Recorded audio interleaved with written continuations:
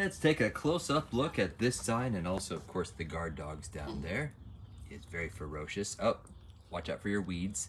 All right, back to the sign to take a close-up look. As you can see, I'm using a zip tie there and a zip tie here. I still have to trim this off with my scissors, but as you can see, you really just need 2 zip ties to secure it. So if we were to go over in this direction, it while it looks like it flaps, when I open and close this, it really remains in place. So pretty much just have to secure the top 2. And of course it does come with another one. You can see that this is this lightweight aluminum, but it is metal, so it is all weather.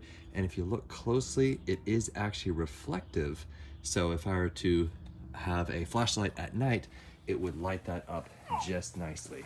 Okay, Smokey, okay, Gizmo. How many stars do you give this? Go ahead and analyze it. Oh, yes, they give it 5 out of 5 stars. Beware of dog.